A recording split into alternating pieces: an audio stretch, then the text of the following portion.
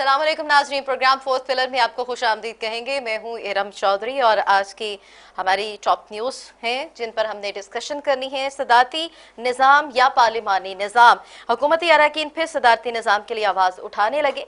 सदारती निज़ाम में आइनी और कानूनी क्या रुकावटें हैं, क्या महज अदालती फैसले या रेफरेंडम से ऐसा करना मुमकिन होगा, इस पर भी डिबेट करेंगे। और इसके साथ साथ हम बात करेंगे अपोजिशन की सियासत क्यों रुक गई, एपीसी का इनेकाद आखिर कब होगा, मरियम नवाज की एपीसी में शिरकत किन तनाज़ात को जन्म दे सकती है, नवाज शरीफ के खिलाफ इस्लामाबाद हाई कोर्ट के फैसले के बाद मुस्लिम लीग की सियासत कहाँ खड़ी है। और इसके साथ हम बात करेंगे अपोजिशन लीडर शहबाज शरीफ के दौरे कराची के हवाले से। बिलावल भुट्टो और आसिफ जरदारी से खुसूसी तौर पर मुलाकात हुई, बाहमी मामलात जो है उनके ऊपर डिस्कशन की गई। क्या इस मुलाकात से पीपल्स पार्टी और मुस्लिम लीग नून के दरमियान बदएतमादी की धुन छटेगी, ये भी हम डिस्कस करेंगे। और इसके साथ साथ मौलाना फजल रहमान साहब जिनको काफ़ी गिले शिकवे हैं, क्या उनके गिले शिकवे दूर हो सकेंगे अपोजिशन जमातों से, जो हमेशा ये कहते हैं कि बीच मंचधार में हमें छोड़कर चली जाती हैं ये अपोजिशन पार्टीज। और पीपल्स पार्टी का वफाकी हुकूमत की तरफ से कराची के लिए मुजवजा पैकेज पर सूबे के आइनी और कानूनी दायराकार के अंदर रहते हुए अमल दरामद का जो फैसला सामने आया है, अपनी आइनी हकूक से दस्तबरदारी और आइन से मावरा किसी सेटअप को ना मानने का फैसला भी पीपल्स पार्टी की जानिब से किया गया है कहती हैं। और स्काइप पे मेरे साथ मौजूद है डॉक्टर इम्तियाज वड़ाई, सीनियर एनालिस्ट हैं, आपको खुश आमदीद कहती हैं। डॉक्टर इम्तियाज हुसैन साहब, मैं आपकी तरफ आना चाहूंगी। कराची की सूरत हाल, मामलात, जो अपोजिशन की मुलाकातें आपस में चल रही हैं, वज़ीर आज़म इमरान खान साहब आज लाहौर के दौरे पे हैं, कल कराची जाएंगे, एक बड़े पैकेज का ऐलान करेंगे। ये सियासत और अवाम इसके दौरान कितनी का मुतासर हो रही है, हमारी ये पाकिस्तान की जो सियासत खींचातानी की चल रही है, क्या हालात देख रही हैं अभी और ये कहां जाके रुकेगी? बिस्मिल्लाहिर्रहमानिर्रहीम। देखिए, बात बड़ी सीधी सी है और उसमें ये है कि ये आपको पता है कि जो पॉलिटिकल पार्टी, जो मेन स्ट्रीम पॉलिटिकल पार्टी इस वक्त 3 है पाकिस्तान के अंदर, और उसके बाद उसके बाद कोलिशन पार्टनर आपने देखा कि एमक्यूएम हमेशा रही है, ऑलमोस्ट हर गवर्नमेंट के साथ रही है, और कराची जो है इसके साथ हमेशा ही खेला गया है और वहाँ पे करप्शन की इंतहा की गई है। अब टेक्निकली एंड कॉन्स्टिट्यूशनल अगर बात मेरे साथ करें तो मैं ये कहूँगा कि ये सारा सूबाई गवर्नमेंट के इख्तियारात में है। बल्दियात का मामला, बिल्डिंग कंट्रोल्स के डिपार्टमेंट जितने हैं वहाँ पे, जिन्होंने ड्रेनेज को रखना था, साफ रखना था, या ड्रेनेज के ऊपर इंक्रोचमेंट को नहीं बनने देना था, वो सारा उतारा। आप देखें कराची वो कराची है कि जिसके अंदर आप देखें कि ड्रेनेज जो हैं उसके ऊपर बिल्डिंग्स बनी हुई हैं, वहाँ दुकानें बनी हुई हैं, वहाँ मसाजिद बनी हुई हैं। अब वहाँ पे हमेशा ये गेम की गई है। अब इस वक्त जो सिचुएशन वो ये है कि फेडरल गवर्नमेंट पे इल्जाम लग रहा है, मैं मतलब फेडरल गवर्नमेंट को सपोर्ट नहीं करता, उसका भी कसूर है और इमरान खान साहब को वहाँ पे फौरन जाना चाहिए था। लेकिन एट द सेम टाइम ये काम सूबाई गवर्नमेंट का है। सूबाई गवर्नमेंट जो है वो वहाँ बैठ के ब्लेम गेम क्यों कर रही है? अब रहा सवाल कि अब PMLN के जो लीडर वहाँ पे चली गए, लीडरशिप गई है, वो अपनी सियासत के अपने चक्कर में है। आपको पता ही कि जिन सिचुएशन वो फेस कर रहे हैं, जिसमें उनके खिलाफ रेफरेंस चल रहे हैं, नेब के सामने पेशियां हो रही हैं, उन चीज़ों को वो देख रहे हैं, वो अपने मफादात की सियासत कर रहे हैं। और कराची जो है वो पिस रहा है। कराची एक हब है पाकिस्तान का, पाकिस्तान की जो इकानमी इसके साथ जुड़ी हुई है। अगर कराची जो है इसको कुछ होता है, थोड़ा नुकसान होता है, तो पूरे पाकिस्तान को नुकसान होता है। अब वहाँ की बिजली का मामला देख लें, वहाँ पे आप अभी पानी का तो आपके सामने ही है सिलसिला, कितने दिन हो गया अभी तक पानी निकल नहीं सका। आबादियाँ उसकी जो जब वीडियो चलती है तो ऐसे लगता है कि जैसे कच्ची आबादी में आ गए हैं। तो वहाँ पे मसाइल तो है, लेकिन मसाइल का हल किसके पास है? हमारा तो सवाल ये है कि मसाइल का हल कौन निकालेगा? एक दूसरे पे क्या इल्जाम तराशी की सियासत से मसाइल का हल निकल सकेगा? मैं वही गुजारिश करता हूँ। ये पिछले दौर बड़ी खुशाइंद बात थी, आपने देखा एक कमेटी बनी थी जिसके अंदर PTI भी था, पीपल्स पार्टी के लोग भी थे, MKM के लोग भी थे, और इसी सिलसिला में थी कि यहाँ पे इस किस्म के जो कराची के मसाइल उनको हल किया जाए। बड़ा सीधा तरीका है, ड्राइंग्स पकड़े अपने हाथ में, जो पुरानी ड्राइंग्स पड़ी हुई है, जहाँ जहाँ ड्रेनेज बना हुआ है उसको बहाल करें, उसके ऊपर जितनी इंक्रोचमेंट है उसको साफ करें। और ये बड़ा सीधा है। देखिए, पास आपके समुंदर है, उसमें जब वहाँ पे आप ड्रेनेज को बंद कर देंगे, फिर उसके बाद अवाम का कसूर भी इसके अंदर है।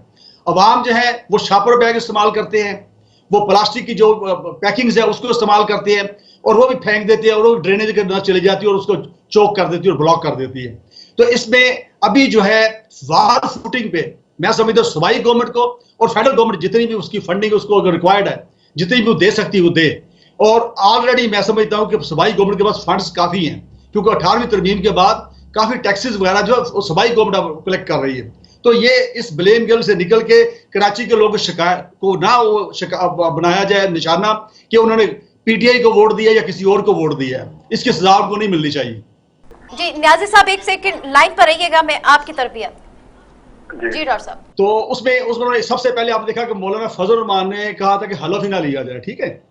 तो ये पहले दिन से ही जब इस हुकूमत में नहीं होते, इनके लिए प्रॉब्लम होते हैं, मसाइल होते हैं। इस वक्त सिचुएशन ये है कि जो अकाउंटेबिलिटी का प्रोसेस चल रहा है, जैसा भी चल रहा है, उसके ऊपर कई बातें हो सकती हैं, लेकिन जैसा चल रहा है अब उससे बचने के लिए दोनों मेन स्ट्रीम पार्टियां जो हैं उनको ये मुसीबत पड़ी हुई है। अब अब्बू बचाओ मुहिम चल रही है, ठीक है। उधर मरियम नवाज जो अपने अब्बू को बचाने के चक्कर में है, इधर बिलावल भुट्टो जरदारी साहब, माजरत के साथ मैं कह रहा हूँ, वो अपने अब्बू को बचाने के चक्कर में है। तो मेन इनका जो भी ये कटजोड़ हो रहा है, ये अवाम के दर्द में नहीं हो रहा, अवाम की बेहतरी के लिए नहीं हो रहा। ये सियासी शोबदाबाजी है जो मियाँ शहबाज शरीफ साहब वहाँ पे चले गए हैं कराची के अंदर और वहाँ मुलाकातें हो रही हैं। मेन पर्पज ये किस तरीके से इस हुकूमत से जान छुड़ाई जाए और तो जो अकाउंटेबिलिटी का प्रोसेस हमारे खिलाफ चल रहा है इसको रोका जाए। पहली चीज तो ये। अब आ गया सदारती निज़ाम, पार्लियामेंट निज़ाम। देखिए दोनों निज़ाम जमहूरी हैं। आप जिस सदारती निज़ाम का तजर्बा आप कर चुके हैं वो मार्शल लाई निज़ाम सदारती था। अगर आप इसको जमहूरी निज़ाम सदारती कहें तो अमेरिका के अंदर बड़ी कामयाबी के साथ चल रहा है। अब पाकिस्तान में इस वक्त सिचुएशन देखें कि जो मौजूदा गवर्नमेंट है, पार्लियामेंट निज़ाम की हुकूमत के अंदर उनका जो बिल है सेनेट के अंदर से अप्रूव नहीं होता। अच्छा, उनकी जो अददी अक्सरियत इतनी कम है कि उनको कोलिशन पार्टनर्स को साथ मिलाना पड़ता है, और कोलिशन पार्टनर्स जो है वो भी समटाइम्स अपने उनके डिमांड्स होते हैं, अपनी उनकी ख्वाहिशात होती हैं। तो इस तरह की लूली लंगड़ी जो हुकूमत है, जो एक एजेंडा लेके कोई अगर आई है, जो भी गवर्नमेंट आए, आज अगर इमरान खान आए तो कल को मुस्लिम लीग की गवर्नमेंट आ सकती है, परसों पीपल्स पार्टी की गवर्नमेंट आ सकती है। तो मैं ये कहूंगा जो पाकिस्तान का जो मौजूदा हालात है, पाकिस्तान की जो सियासी हालात में, इसमें सदारती निज़ाम जो है वो भी एक जमहूरी निज़ाम है और बड़ा कामयाब चल रहा है, कई मुल्कों में चल रहा है और खासतौर पर सुपर पावर अमेरिका में चल रहा है। उसको लाने में हर्ज कोई नहीं, मैं समझता हूँ। 100 ममालिक है, यहाँ पे 100 के करीब है कंट्रीज जिनमें ये निज़ाम चल रहा है। जी जी। तो इस लिहाज से मैं ये समझता हूं कि इसमें अब रहा सवाल कि जी रेफरेंडम इसको लाना कैसे, इसके ऊपर मैं थोड़ा कमेंट्स कर देता हूं, क्योंकि मैं लॉयर भी हूं तो उस लिहाज से मेरा ख्याल है रेलेवेंट पर्सन। अब इसमें आप देखिए कि जो रेफरेंडम का अख्तियार है 18वीं तरमीम के, यही तो रोला है जिसके ऊपर आपने देखा कि पीपल एन भी उसके ऊपर नेगोशिएट करने के लिए तैयार नहीं है, पाकिस्तान पीपल्स पार्टी बात करने के लिए तैयार नहीं। उसमें इन्होंने किया क्या है, उन्होंने ये किया है कि जो रेफरेंडम का अख्तियार फेडरल गवर्नमेंट का होता था, प्राइम मिनिस्टर का होता था, उस पर पाबंदी लग गई है। अब जो है अगर प्राइम मिनिस्टर रेफरेंडम करवाना चाह रहा है तो उसको ज्वाइंट सिटिंग जो है पार्लियामेंट की, उसमें उसको पेश करना पड़ेगा, जिसमें सेनेट भी होगी और कौमी असेंबली के मेंबर्स भी होंगे, और वहां से अगर वो अप्रूवल हो जाए उस रेजोल्यूशन की तो फिर वो रेफरेंडम करवा सकता है। तो इसका मतलब प्रैक्टिकली अगर उस सिस्टम को फॉलो किया जाए तो रेफरेंडम की गुंजाइश नहीं बनती। अब मैं आ जाता हूं कि article 199 constitution of the Pakistan जो है ये अख्तियार देता है सुपीरियर कोर्ट्स को, जिसमें हाई कोर्ट्स भी हैं और सुप्रीम कोर्ट भी हैं, कि जहां कहीं हार्डशिप केस आ जाए या मैटर आ जाए और इन द इंटरेस्ट ऑफ आप कह लें कंट्री अगर कोई चीज है तो उसके ऊपर कोई डायरेक्शन दे सकती है। तो मेरे ज़हन में एक ही ये हल आता है कि इसमें सुप्रीम कोर्ट से एक एडवाइस की जाए, इसके ऊपर रेफरेंस की शक्ल में भेजा जा सकता है कि ये सिचुएशन है। अब पार्लियामेंट निज़ाम को 3-4-5 दफा चला चुके हैं। प्रोग्राम में हमें मुकम्मल तौर पर भरपूर वक्त दिया। डॉक्टर इम्तियाज वराइद साहब ने हमें स्काइप पे ज्वाइन किया था, आपका भी बहुत शुक्रिया। मामलात तो चलते रहते हैं, सियासत चलती रहती है, लेकिन बात अगर की जाए अवाम की तो अवाम हमेशा से ही सर्वाइव करती है। चाहे पानी बर्दाश्त करना हो, पानी ना मिले तब भी, और अगर पानी ऊपर से बरस पड़े तो तब भी वो बर्दाश्त नहीं हो पाता। तो अवाम के मसाइल को सामने रखते हुए एक पेश पर आना पड़ेगा। उनकी दादरसी अलग-अलग रहकर नहीं करनी होगी, बट कर नहीं करनी होगी, लेकिन एक सबको इकट्ठे सामने आना पड़े। अवाम की दादरसी करेंगे, फिर वही वोट सामने आएंगे, जिसका काम ज्यादा अच्छा लगेगा अवाम उसको मुंतखब करेगी और लेकर आएगी इक्तदार में, क्योंकि इक्तदार की जंग तो चलती रहती है, लेकिन जब अवाम ही खुश ना हो तो फिर क्या किया जाए। प्रोग्राम का वक्त खत्म हुआ, चाहते अपनी मेजबान इरम चौधरी को इजाजत दीजिए। अपने ख्याल रखिएगा, अल्लाह हाफिज।